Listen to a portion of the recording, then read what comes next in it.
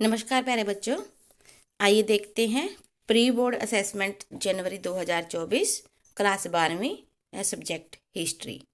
ये pre board district wise है, यानी कि हमारे डिस्ट्रिक्ट में कल हुआ आसान और हमारे डिस्ट्रिक्ट का है ये। हो सकता है आपके डिस्ट्रिक्ट में ये पेपर पहले हो चुका हो, ये भी हो सकता है कि अभी ना हुआ हो। यदि नहीं हुआ तो हो सकता है इससे मिलता जुलता पेपर आपको आएगा। बाकी सभी बच्चों के लिए ये पेपर बहुत बहुत ज़्यादा हेल्पफुल रहने वाला है, क्योंकि बहुत एक्सपर्ट्स के द्वारा बनाया गया है फाइनल एग्ज़ाम में। फाइनल एग्ज़ाम जो आपका 1 अप्रैल 2024 को है।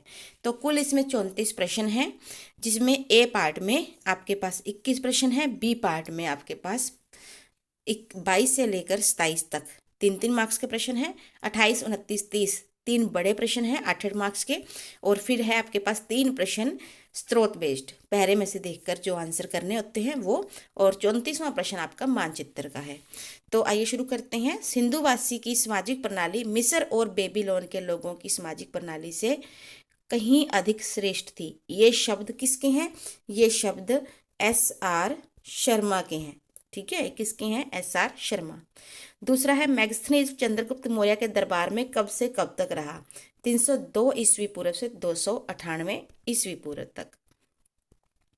तीसरा है मृच्छकटिकम नाटक के लेखक कौन थे? मृच्छकटिकम के यहाँ पर एक क्वेश्चन ये भी आ सकता है कि मृच्छकटिकम क्या है। एक नाटक है और उसके लेखक शूद्रक। पेपर में ज़्यादातर आपको एक तो मृच्छकटिकम आता है, मृच्छकटिकम का अर्थ होता है मिट्टी की गाड़ी। दूसरा आता है अष्टाध्यायी, पाणिनि की लिखी हुई है। और उसके बाद एक आता है पंचतंत्र, विष्णु शर्मा के द्वारा रचित। ये 3-4 बुक्स आप अच्छी तरह से कर लीजिए। कभी कभी इंडिका मैगस्थनीज की और अर्थशास्त्र कौटिल्य की, ये भी बहुत कॉमन है, आ जाती हैं। बर्नियर किसके दरबार में चिकित्सक रहा? दाराशिकों के। यूनेस्को द्वारा हम्पी को विश्व विरासत में कब शामिल किया गया? 1986। महात्मा गांधी जी ने किन प्रस्तावों को असफल हो रहे बैंक का उत्तर तिथीय चेक बताया?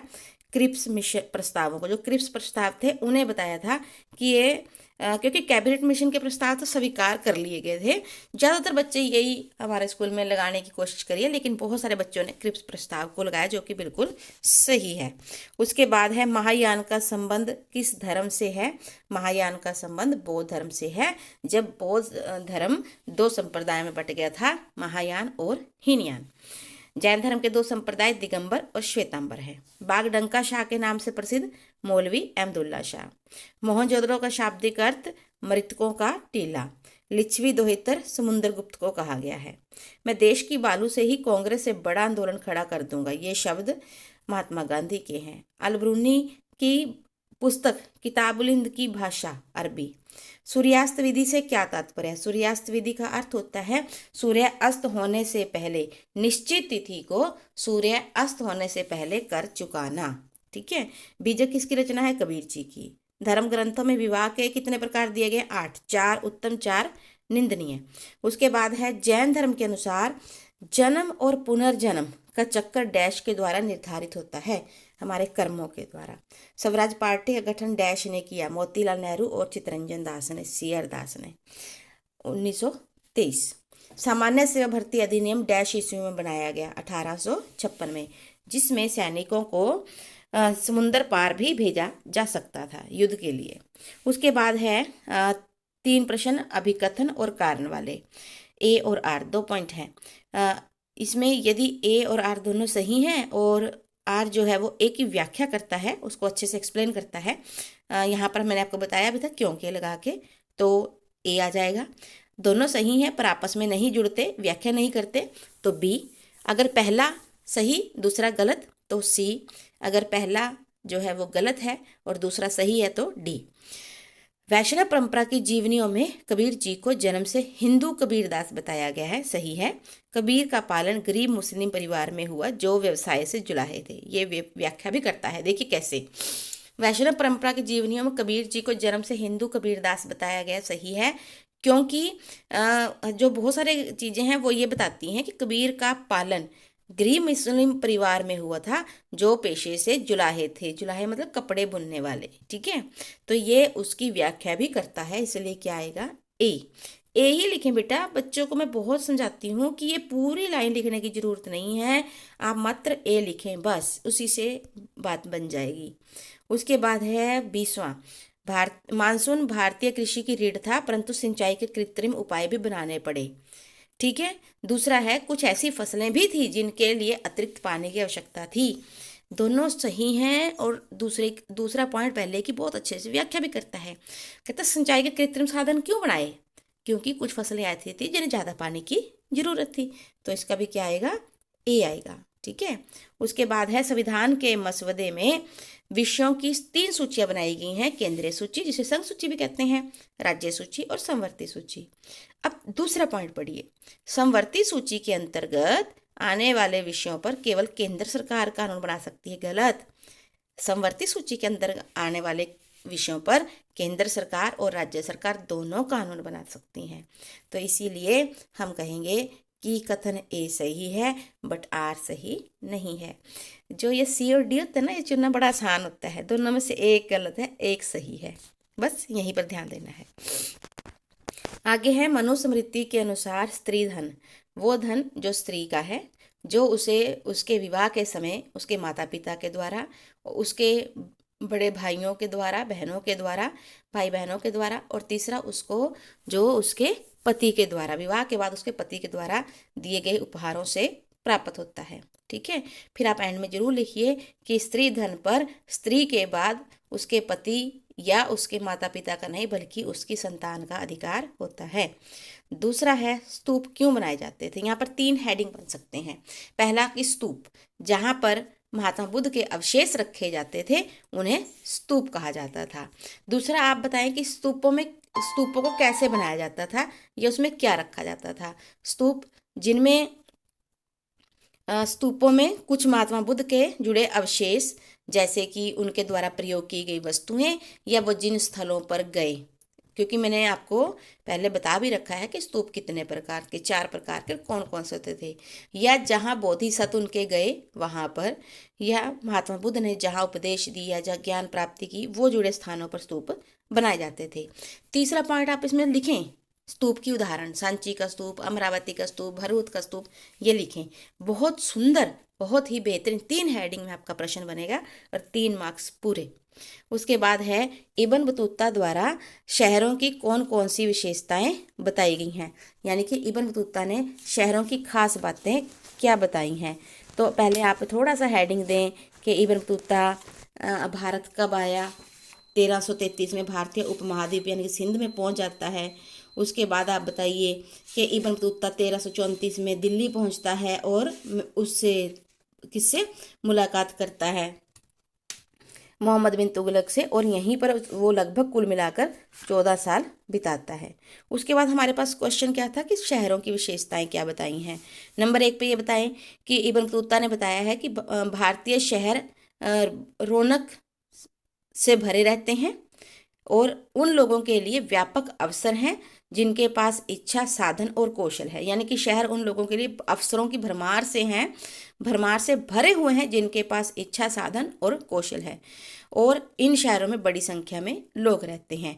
उसके बाद दूसरा बताएं कि इब्न बतूता कहता है गांव की अपेक्षा शहरों में अनेक सुविधाएं उपलब्ध हैं, यहाँ के लोग बहुत समृद्ध हैं, सड़कों पर काफ़ी भीड़ रहती है। तीसरा वो ये कहता है कि युद्ध के समय और अभियानों के समय शहरों के लोगों को काफ़ी कष्टों का सामना करना पड़ता है। चौथा, उसने बहुत विस्तार से दिल्ली और दौलताबाद के बारे में बताया है। तो उसमें आप लिखिए, उसने कहा है कि दिल्ली भारत का सबसे बड़ा और सबसे विशाल जनसंख्या वाला शहर है। यहाँ पर उसने बताया है कि 28 दरवाजे हैं, जिसमें बदायूं सबसे बड़ा है। 5वां आप लिखें कि दौलताबाद जो है महाराष्ट्र में है, अत्यंत महत्वपूर्ण शहर है, दिल्ली के बराबर का है, और यहाँ पर बहुत ही प्रसिद्ध ताराबाद नामक एक गायकों के लिए प्रसिद्ध बाजार है। तो ये इतना खूबसूरत क्वेश्चन बन जाएगा आपका कि पूरे 3 के 3 आपके पास। उसके बाद है, अकबर के काल में भूमि का विभाजन। 4 में पोलज, प्रोती, चच्चर, बंजर बताए कि पोलज सबसे उपजाऊ, साल में 2 फसलें निकाली जाती थी। उसके बाद है प्रोती, जिसमें लगभग 1 साल छोड़कर फसल निकाली जाती थी। फिर आ जाएगा चच्चर, जिसमें 3 से 4 साल तक छोड़ दिया जाता था, और बंजर जो है वो बहुत अच्छी बारिश होने पर और लगभग 5 सालों के बाद ही उसमें कृषि की जाती थी।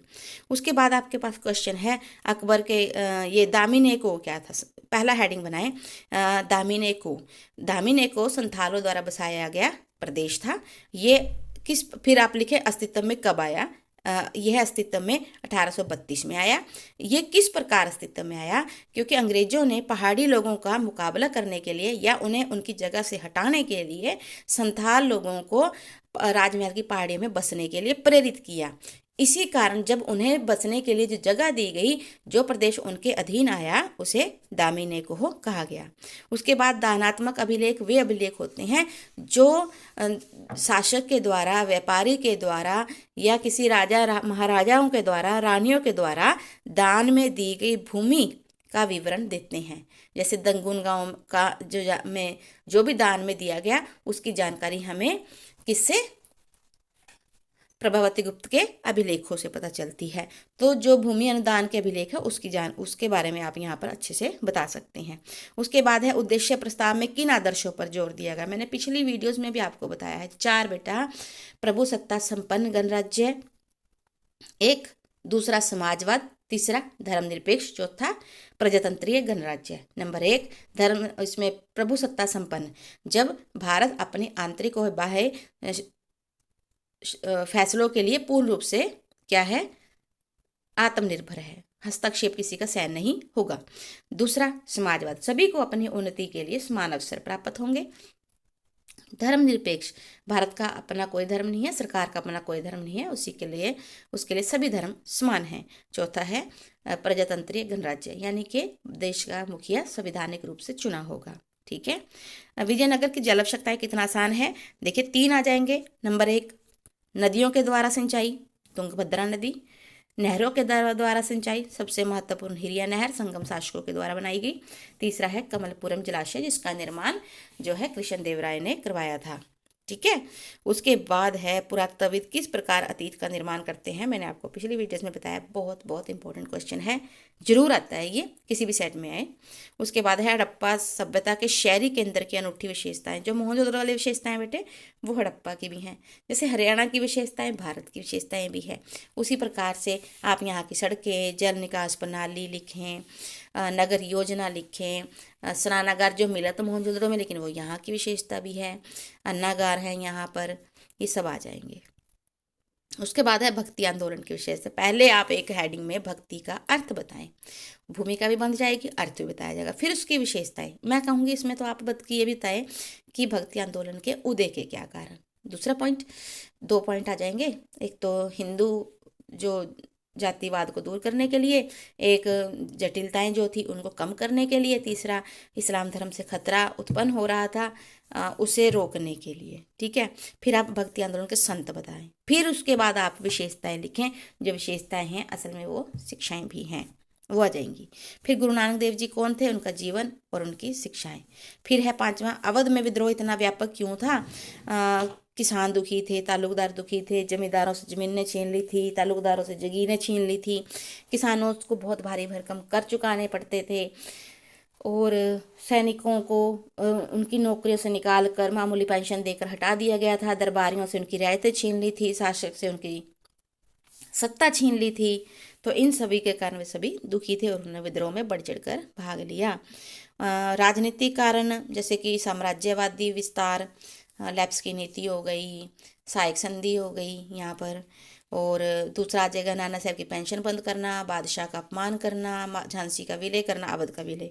धार्मिक कारणों में आ जाएगा ईसाई धर्म का प्रचार आ जाएगा, मिलावटी आटा आ जाएगा, और भारतीयों के धार्मिक अयोग्यता अधिनियम जरूर आएगा, धार्मिक अयोग्यता अधिनियम 1850।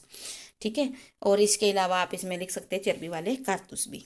उसके बाद है पहरा, प्रभावती गुप्त ने अपने अभिलेख में कहा है कि प्रभावती कुटुंबनों ब्राह्मणों दंगुन गांव के अन्य वासियों को आदेश देती है।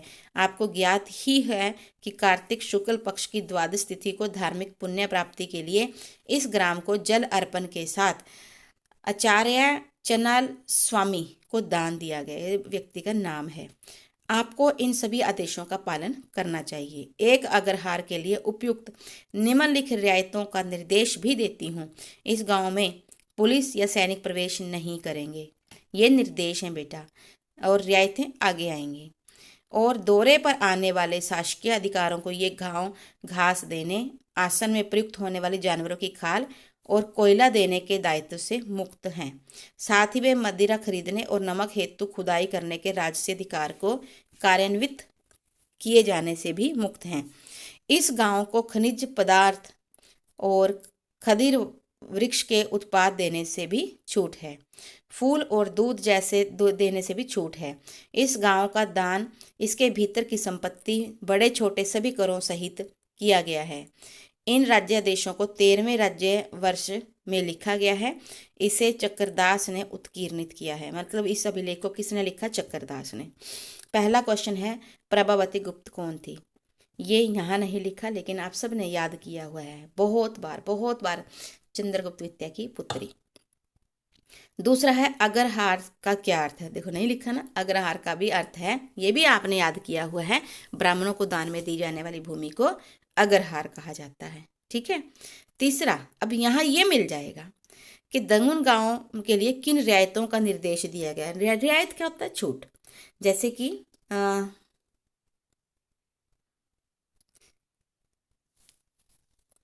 यह गांव घास देने, आसन में प्रयुक्त होने वाली जानवरों की खाल, कोयला देने के दायित्व से मुक्त है। साथ में ये मदिरा खरीदने, नमक हेतु खुदाई करने के राजसी अधिकारों को कार्यान्वित करते हुए किए जाने से मुक्त है। इस गांव को खनिज पदार्थ, खदिर वृक्ष के उत्पाद देने से भी छूट है। फल और दूध देने से भी छूट है। ये चीज आ जाएगी बेटा तीसरे में। बड़े सोच समझ के, जैसे कि सैनिक प्रवेश नहीं करेंगे, ये कोई छूट थोड़ी ना बेटा, तो छूट तो यहीं से लेकर यहीं तक है। उसके बाद है, राजा ने एक जलाशय बनवाया। यहाँ पर नहीं लिखा हुआ, लेकिन जलाशय को जो जानकारी थी वो हम आपको नीचे प्रश्न में बताएंगे किसने दी थी, क्योंकि पैरे में कहीं नहीं लिखी। और ज़्यादातर जो पैरे दिए गए हैं वो किसके द्वारा लिखे गए हैं। राजा ने एक जलाशय बनवाया 2 पहाड़ियों के मुख्य विवर पर, जिसमें दोनों में से किसी पहाड़ी से आने वाला सारा जल वहां इकट्ठा हो। इसके अलावा जल 9 मील से भी अधिक की दूरी से पाइपों से आता है, जो बाहरी श्रृंखला के निचले हिस्से के साथ साथ बनाए गए थे। यह जल एक झील से लाया जाता है, जो छलकाव से खुद की एक छोटी सी नदी में मिलती है। जलाशय में 3 विशाल स्तंभ हैं, जिन पर खूबसूरती से चित्र उकरे हुए हैं, और ये ऊपरी भाग के कुछ पाइपों से जुड़े हुए हैं, जिनसे ये अपने बगीचे और धान के खेतों की सिंचाई के लिए पानी लाते हैं। इस जलाशय को बनाने के लिए इस राजा ने एक पूरी पहाड़ी को तोड़वा दिया। इस राजा मतलब कृष्णदेव राय।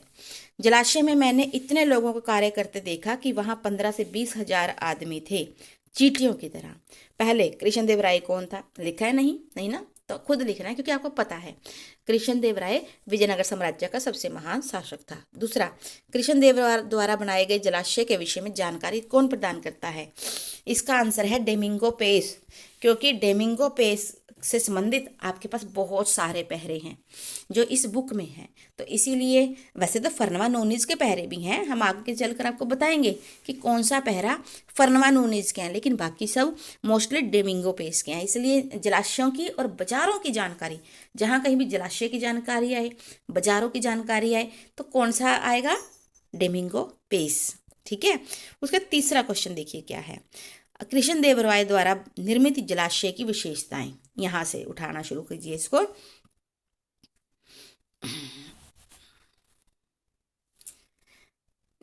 दो पहाड़ियों के मुख्य विवर पर, जिनसे यहां से ज्यादा ले लीजिए कि जलाशय वैसे पूरा ही आ जाएगा। 2 पहाड़ियों के मुख्य विवर पर, जिससे दोनों में से किसी पहाड़ी में आने वाला सारा जल इकट्ठा हो, जिसके अलावा 9 मील से भी अधिक दूरी से पाइपों से आता हो, जो बारिश श्रृंखला के निचले हिस्से के साथ साथ बनाए गए थे। ये भी विशेषता है उसकी। दूसरा, यह जल एक झील से लाया गया था, छोटी सी नदी में मिलता था। उसके अलावा जो मेन इसकी विशेषता है, जो सबसे मेन है बेटा, वो आप इसको ये भी लिख देंगे तो काफ़ी है। जलाशय के 3 विशाल स्तंभ हैं, जिन पर खूबसूरती से चित्र उकरे गए हैं। ये ऊपरी भाग में, यहीं से लिखिए आप, जलाशय में 3 विशाल स्तंभ हैं, जिन पर खूबसूरती से चित्र उकेरे गए हैं। ये ऊपरी भाग में कुछ पाइपों से जुड़े हुए हैं, और जिनसे ये अपने बगीचे और धान के खेतों की सिंचाई के लिए पानी लाते हैं। बस ये लिख दीजिए, इससे आपको 2 नंबर मिल जाएंगे। उसके बाद है 5 अप्रैल 1930 को महात्मा गांधी ने दांडी में कहा था। कहाँ कहा था? दांडी में। जब मैं अपने साथियों के साथ दांडी के समुद्र तटीय टोले की तरफ चला तो मुझे यकीन नहीं था कि हमें यहाँ तक आने दिया जाएगा। जब मैं साबरमती में था तब भी ये अफवाह थी कि मुझे गिरफ्तार किया जा सकता है। तब मैंने सोचा था कि सरकार मेरे साथियों को तो दांडी तक आने देगी, लेकिन मुझे निश्चित रूप से छूट नहीं मिलेगी। यदि कोई कहता है कि इससे मेरे हृदय में अपूर्ण आस्था का संकेत मिलता है तो मैं इस आरोप को नकारने वाला नहीं हूँ। मैं यहाँ तक पहुँचा हूँ, इसमें शांति और अहिंसा का कम हाथ नहीं है। इस सत्ता को सब महसूस करते हैं। अगर सरकार चाहे तो वह अपने इस आचरण के लिए अपनी पीठ थपथपा सकती है, क्योंकि सरकार चाहती तो हम में से हर एक को गिरफ्तार कर सकती थी। जब सरकार कहती है कि उसके पास शांति की सेना को गिरफ्तार करने का साहस नहीं था तो हम अपनी प्रशंसा करते हैं। सरकार को ऐसी सेना की गिरफ्तारी में शर्म महसूस होती है। अगर कोई व्यक्ति ऐसा काम करने में शर्मिंदा महसूस करता है जो उसके पड़ोसियों को भी राज नहीं आ सकता, तो वह एक शिष्ट सभ्य व्यक्ति है। सरकार को हमें गिरफ्तार न करने के लिए बधाई दी जानी चाहिए, भले ही उसने विश्व जनमत का ख्याल करके ये फैसला क्यों ना लिया हो। कल हम नमक कर कानून तोड़ेंगे। सरकार को बर्दाश्त करती है सरकार इसको बर्दाश्त करती है कि नहीं, ये सवाल अलग है। हो सकता है सरकार हमें ऐसा ना करने दे, लेकिन उसने हमारे जत्थे के बारे में जो धैर्य और सहिष्णुता दिखाई है उसके लिए वह अभिनंदन की पात्र है, बधाई की। यदि मुझे और गुजरात व पूरे देश भर में सारे मुख्य नेताओं को गिरफ्तार कर लिया जाता है तो क्या होगा? यह आंदोलन इस विश्वास पर आधारित है कि जब एक पूरा राष्ट्र उठ खड़ा होता है तो आगे बढ़ने लगता है और उसे नेता की जरूरत भी नहीं रह जाती। पहला क्वेश्चन है, महात्मा गांधी किस कानून को तोड़ने जा रहे हैं? नमक कानून को, क्योंकि सरकार नमक बनाने नहीं देती थी। दूसरा, गांधी जी को किस बात का यकीन नहीं था? गांधी जी को इस बात का यकीन नहीं था कि उन्हें यहाँ तक आने दिया जाएगा। बिल्कुल शुरू में आ जाता है।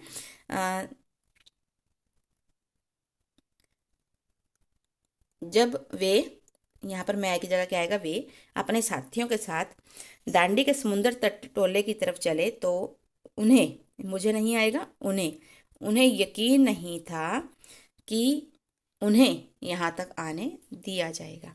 यहाँ तक हमें नहीं आएगा, यहाँ पर भी उन्हें आएगा, तब बनता है सही। ठीक है, तब 2 नंबर मिलेंगे बेटा।